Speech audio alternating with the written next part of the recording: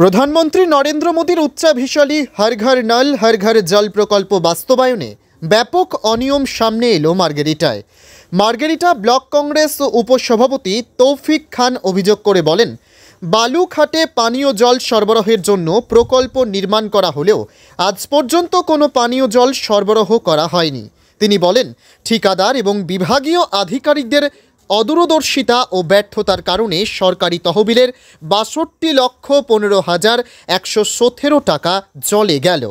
এই প্রকল্প প্রধানমন্ত্রী খনিজ ক্ষেত্র কল্যাণ যোজনার অধীনে মার্গেরিটা পৌরসভার ৬ নম্বর ওয়ার্ডের বালুঘাটে নির্মাণ করা হয়েছিল।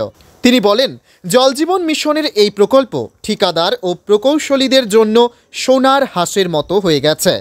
ব্লক কংগ্রেসের পক্ষ থেকে আসাম সরকারের কাছে এই প্রকল্পের নিরপেক্ষ তদন্তের দাবি জানিয়েছে। উল্লেখ্য যে এই প্রকল্প থেকে মাত্র ১০০ মিটার দূরে রয়েছে পৌরসভার পুরপতি আনন্দ শর্মার বাসভবন, কিন্তু দুর্ভাগ্যবশত এ ব্যাপারে কোনো ব্যবস্থা নেওয়া হয়নি।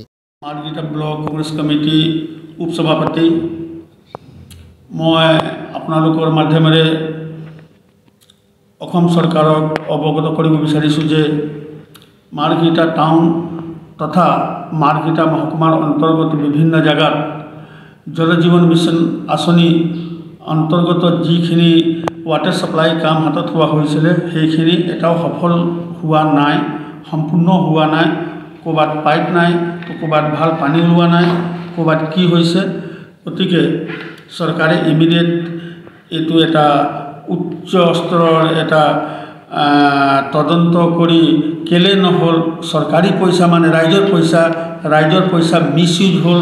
গতিকে অসম চৰকাৰৰ মাননীয় আমাৰ PHE মিনিষ্টাৰ শ্ৰী জয়ন্ত বৰুৱাদেৱলৈ অনুৰোধ, আৰু বিশেষকৈ মাৰ্গেৰিটা আমাৰ স্থানীয় বিধায়ক মহোদয়লৈ অনুৰোধ যে তেখেতে যাতে এইটো নিজে সংজ্ঞান লৈ এই সমস্যাটো সমাধান কৰি আৰু মাৰ্গেৰিটা টাউনৰ আৰু আশে পাশে অঞ্চলৰ মানুহক ভাল পানী খোৱা ব্যৱস্থা কৰি দিয়ে যেন।